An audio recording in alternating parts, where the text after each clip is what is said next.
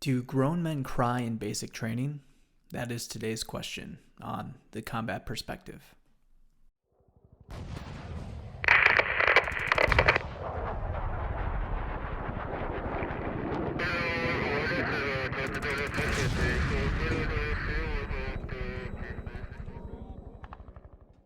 Thanks for joining me today on the Combat Perspective.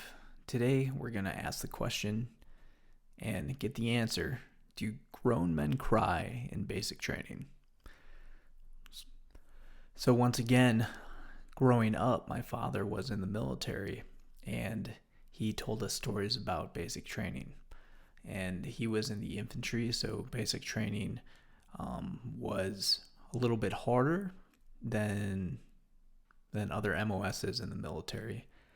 And some of the stories he told us kind of scared us, for sure.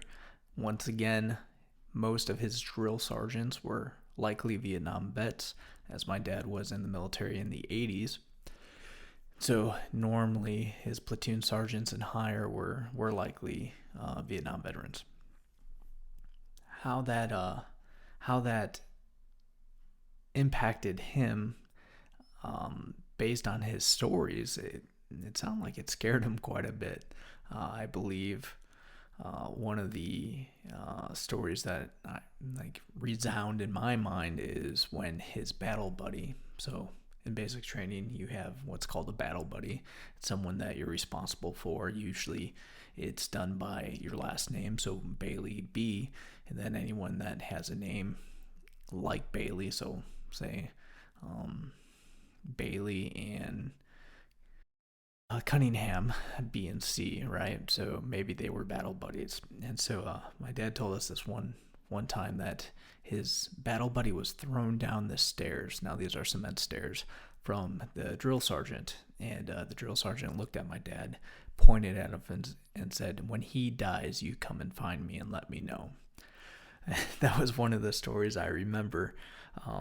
Did I think it was going to be that bad? No. But it's one of the stories that I remember him telling us. Also, they had old wooden, pretty much log cabins out in the woods for basic training. This is at Fort Benning that my dad went to, and he talked about how it was pretty much just like rundown shacks and those type of barracks in the woods. So my brother went to basic training before I did, about a year and a half before I did. And on the last podcast, I kind of talked about when I went to his basic training graduation. But my brother was not in the infantry. He joined up for communications.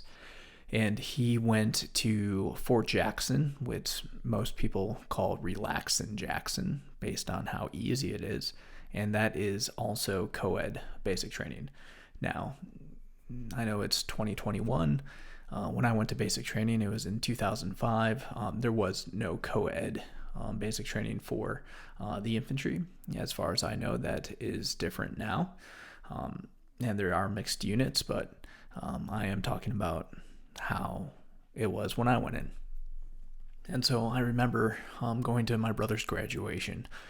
So it was after 9 weeks of basic training, he was graduating, and then he was going to what's called AIT, which is Advanced Individual Training. And that's when he learned about his job as communications, putting up antennas for the radios, fixing radios, doing programming radios, all that sort of fun stuff that he learned as an entry-level soldier.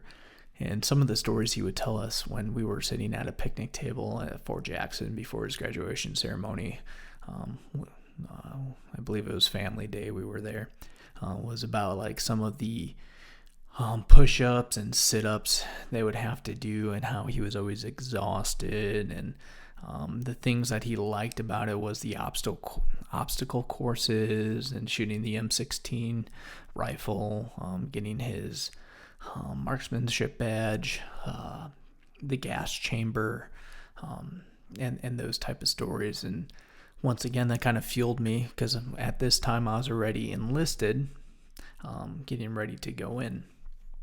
And he made it sound like how awesome it was. He did write me one letter, and I have it somewhere still. It's on that stationery that you get as like a private, as like the U.S. Army stuff. And I remember reading the letter. He's like, yeah, I'm on guard duty. This place is really tough. Imagine doing the plank for like 3 minutes and doing push-ups for like 20 minutes. It's pretty tough, man, and stuff like that. But he was probably 19 when he went through basic training, maybe 20, going through that. So, and then it came for my time to leave. So my basic training was different. I was in the infantry, and we were going to Fort Benning, Georgia. So when we had to, everyone had to meet at Atlanta, Georgia airport, because obviously the military is once again a big melting pot, and everyone all over the country, even people from Hawaii and Alaska, they're flying into Atlanta to go to the same basic training. A lot of times the basic training locations is based on your job. So at Fort Benning, there were medics. The tank battalion moved there recently from Fort Knox, and then the infantry. You also have a lot of courses still there. Airborne is there. Ranger School is there. So Fort Benning is a big training area. When we left the airport on the military buses, everyone was pretty nervous. We were assuming when we got into Fort Benning that it was going to be just all the drill sergeants jumping on the buses and start screaming at us, and that's what we all were expecting. I remember when we were pulling into the security gate, I was looking out the window, and it was pretty dark out, and like a drill sergeant jumped up on the bus, and he just talked to the bus driver and then got off. And I'm like, well, maybe this isn't going to be so bad. And all the people were talking about, like, oh man, here it comes. Oh, here he comes. Oh, look at that guy. And so when that happened, when we stopped at the security point, nothing really happened. And there was probably a few chuckles on there, and we drove further away, and then we stopped, and really gingerly people, probably anywhere from specialists to sergeants, came on the bus and said, all right, grab your bags, come on, let's get off. And I'm looking around and looking at people, and they're like, is this it? Is this what's going to happen?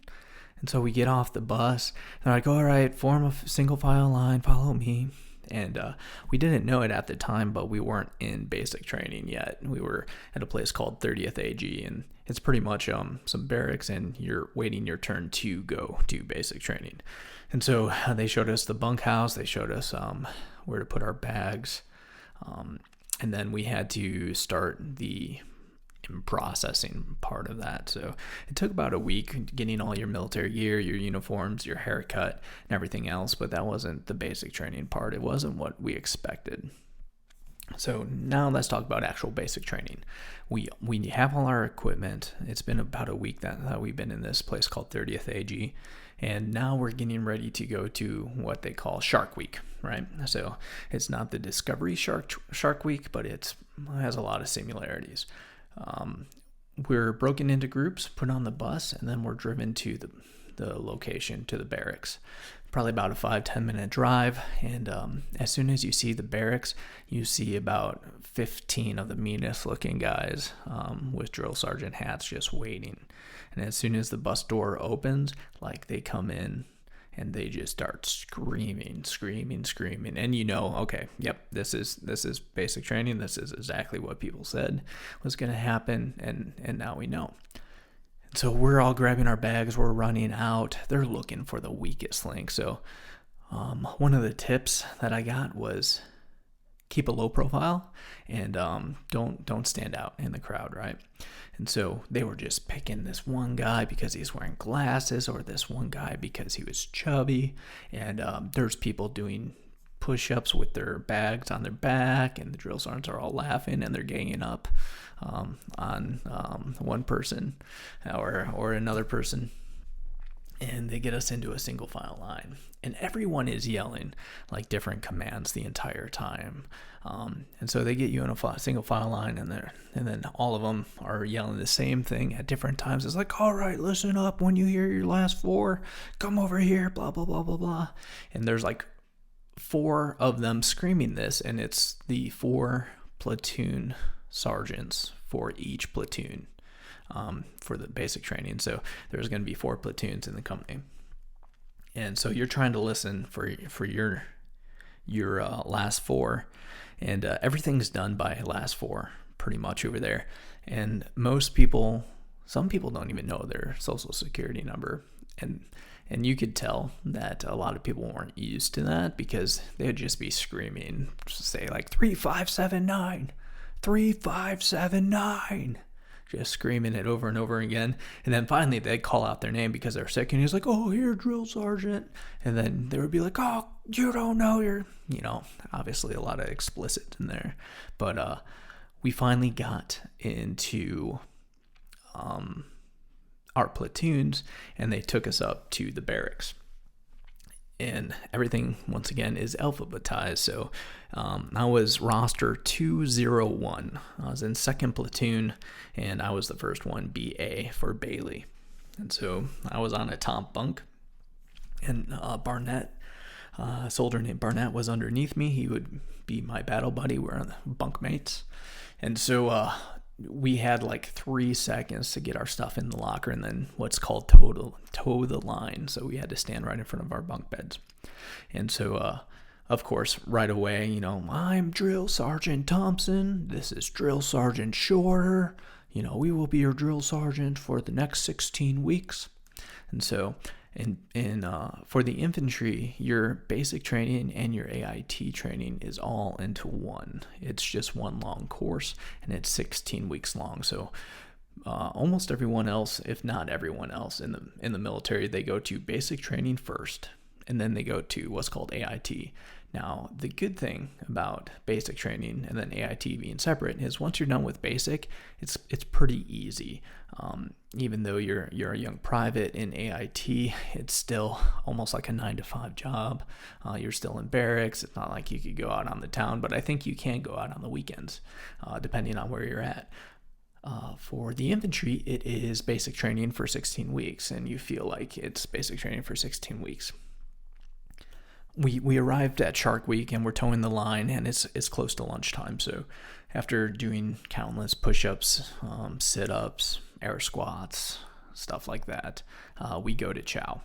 And so everything is in cadence and everything's in marching order. And for probably the first 5-6 weeks, everything's done, once again, alphabetically. So as the first person, as 201 Bailey, I was the first person in the platoon to do anything. And so we would march to chow, and I experienced eating collard greens for the first time in basic training day 1. Never had them before ever before, and I didn't like it. But you have to eat every single thing that's on your plate. There is no I don't like it. They give you roughly 2 minutes. So by the time you sit down, you have roughly 2 minutes to eat your food. And the drill sergeants are just walking back and forth, looking for you, telling you to hurry up. And you're allowed to have 2 cups of water, and that's it. And you have to drink all 2 cups of water. One of the, I'd say, silent killers, I don't know if there's a statistic on how many people fall out at Fort Benning, is the heat and people not being hydrated. And so you are constantly being pushed to drink water, lots and lots of water, your canteens during chow. And I've never drank so much water in my life, to the point where in Iraq and Afghanistan, you drink a lot more water. But I, to this day, do not like drinking plain water because I don't like the taste. I need to have like a flavor packet or something in there, just because I drank so much water and I hate it. And so we are eating chow. I'm eating these collard greens. That's the only thing I remember that I ate on that first meal because it's so horrible. And once you're done with your water cup, you have to flip it upside down on the table so the drill sergeants know that you've drank your water, right? For those who did not flip it upside down, they'll take their other glass of water and put it on top of their head, and they have to balance the water on their head while they're eating. Obviously, it's likely going to fall and spill all over the place, and it has done that for many, many people, and they're drenched in water. People are throwing up because they don't like the food, and it's a mess. Oh gosh, that first day. So anyway, I have probably a quart of water in my stomach, like 2 glasses and a canteen at this point, and collard greens. Obviously, I ate more than that, but I don't remember what it was. And we go up into the barracks after chow, and once again, we're doing push-ups, sit-ups, and then we're doing jumping jacks. This was my first bad experience in basic training. I knew that I was going to get yelled at. I knew that they were going to do tricks. I knew that I mentally wouldn't like it, but I knew it was for a reason, and I wasn't afraid of the challenge. What I wasn't ready for was doing 150 jumping jacks with collard greens and water sloshing in my stomach. I was probably on 59, 60 in cadence jumping jacks, and I felt some stomach acid coming up, and I knew this wasn't good. So all of a sudden, I just started upchucking this water and collard greens just all over the place. And once again, we're towing the line, so I am throwing up actively inside of what's called the kill zone. This is an area inside of like the main building that you're not allowed to go in. And so the drill sergeant didn't see this at the point, because the barracks is pretty much like a big U shape. That's where the bunk beds are set up, and I'm the very first person. So they're walking around in front of these people, but they weren't by me at the time. So I have throw up all over me. I have throw up all over the floor. My battle buddy, who's standing next to me, saw what I did, and he's slowly backing up to be either out of the drill sergeant's way or out of the way of the throw up. And so I raise my hand until the drill sergeant sees me, and he comes walking over to me, and he's like, "Put your hand down, private." Like, "What do you want?" And I point to the ground and I say, "Drill sergeant, I threw up all over the place." And he looks down and starts laughing. And he's like, "You did." He's like, "Clean that up." And so I had to run to my locker, get one of my brown towels, and start mopping up the collard greens and water all over the place. That was within the first 2 hours of basic training, so I didn't know how I was going to go from there. The drill sergeant started doing something that was expected by me, but a lot of people fell for it. So the first couple hours, you're just getting beat down, exercise, and being called nothing. And the drill sergeant opened the door to their office and said, "If any of you can't handle this and you want to go crying home to your mommies and daddies, bear crawl and come into this office." And I knew it was a trap. Like, they're not going to let you go. You're not going to get out of basic training. You signed the contract. But there was like 5 guys that was, "Oh, forget this. I didn't join to get yelled at." It's like, yeah, whatever, bro. And so they go bear crawling in the office, and the drill sergeants just have this big smirk on their face, and they walk in there, and you hear the door shut. And then in the background, you just hear them screaming, throwing chairs, glass breaking, Then all of a sudden, they come, the soldiers come bear crawling back out and back to their bunks, and the drill sergeants start chasing them. It's like, "Oh, you thought you were going to get out of here? I don't think so. I know who you are. You're the weakest link, blah, blah, blah, blah, blah." And so this went on all day. The first week or 2 of basic training is called red phase. And the whole point of basic training, a lot of people expect basic training is to train you to fight or, to be able to do this kind of stuff. It's not that at all. The whole point of basic training is to mentally and physically break you and tear you down to nothing so they could rebuild you as the military needs. So it needs to happen. Exactly how basic training happens, it needs to happen. in 2005 when I went, it wasn't difficult, but it's definitely a lot easier now than what it was. And obviously when my dad was in, it was a lot harder than that. How do I know this? Right before I retired from the military, I was in the process of leaving to go be a drill sergeant. So you get to know like the scope of everything, what you're supposed to do, what the intent is. So that's how I know a lot of these other things. And the first night, it's probably about 11 o'clock at night. They're finally letting us go to bed after just push-ups, sit-ups, expectations, and everything else. We were allowed to go to bed, and the drill sergeants, there would be one drill sergeant that stays all night.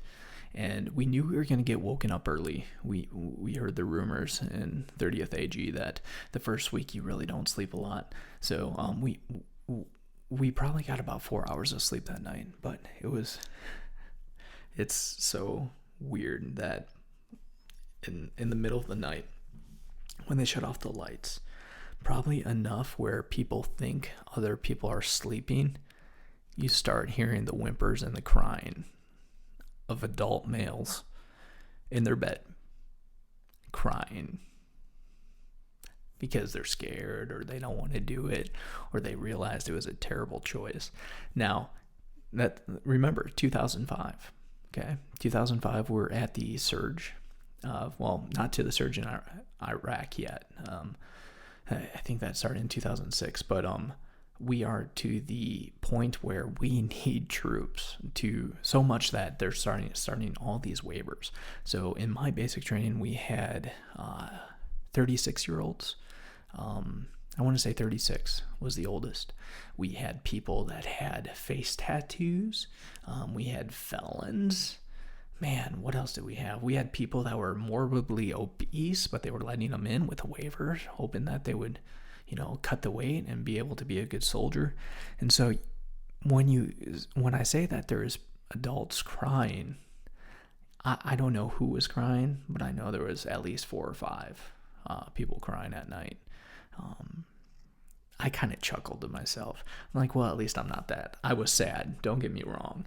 It's one of those things where if you go camping or if you sleep over at a friend's house, that's one thing. You're away from your house for like a day or 2 or 3, but you're with friends and you're doing stuff you want to do. When you realize like you're never going back home to live in your house, right? You're never going to have that mom making you breakfast every morning or dad doing this or that, and you realize you made a decision and now it started. I could see why people cried, but I knew it was something that was once again expected, and we were going to do that. Another thing that happened, and this might clarify something up for a few people, is on day 1, they let us know that even though we were in the infantry, our job was going to be mortarmen. And so when we joined up for the military, I said infantry, which is an 11 Bravo. They put down 11X, which means that you're in the infantry, but you may not be in 11 Bravo. And so our platoon was the one that was going to be the mortarmen. I'd like to think it's because we were smarter. Maybe our ASVAB scores was a little higher than other people's. Knowing the guys that I was in basic training, I don't know if that was the case. But we were going to be mortarmen, so still in the infantry, but we specialized in mortars. So during our AIT portion of basic training, we would shoot mortars and learn about mortar systems, while the rest of them just, ran around with guns. And so it was a shock. I had no idea what a mortar was. All I knew was the stories my dad used to tell me with him with a gun running around having fun. And so I was pretty mad that I was going to be a mortar. And there was a few guys that were like, they would raise their hand and be like, drill sergeant, I'm not a mortar, I'm an infantryman. And that obviously didn't go well because our drill sergeants were also mortarmen. That's the point of that platoon, so they could train us. So the rest of basic training, once you get out of like red phase, it's not too bad. So some of the things that I remembered, it's still during red phase. It's probably week 2, is you go through the gas chamber. Now the gas chamber is just a cement building that has 2 doors, 1 entrance, 1 exit. It's completely sealed and there's no ventilation. That's the point. And they put CS tablets in boiling water. Smoke fills it up, and they say, "Okay, take off your gas mask." And you feel like a prickly heat on your face. You feel it starting to soak into your pores, and you know you have to take a breath. Now, the guys that held their breath to see how long they could hold their breath before they have to inhale this CS gas were a lot worse off, because if you just take, little breaths and get through it, it's not going to be too bad. But those that held their breath and now they have to do a big gasp in, oh man, I was one of those guys, and it was horrible. I held my breath as long as I could, and I didn't want to do it. And once again, the drill sergeants are loving this. They're looking for the weakest link, which happened to be me at the time. So the drill sergeants come up to me, and they see that I'm crying. There's snot dripping from my face. It is July in Georgia, so all your sweat, like your pores are just pure open from sweating, and that CS gas is going straight inside, right? And so like they're telling me, say the soldier's creed, and I'm an American soldier, and like you're drooling and snot everywhere, right? And so finally they let you leave, a single file line, and the drill sergeants on the outside of the building are looking for you. They want to know who's dying. And once again, that was me. And in my basic training yearbook, there's actually a photo of me, just snot pouring from my face. So the drill sergeant saw that, and they picked me out of the crowd to go back in and do it all over again. Needless to say, my sinuses were clear the next couple days, but that was a fun experience.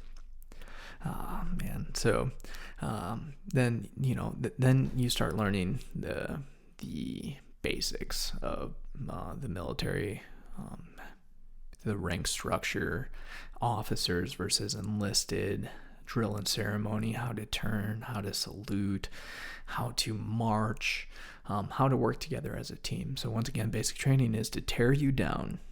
The whole point is to make you feel like you're worthless and you're nothing, and then how to build you up as a team in order to get the mission done.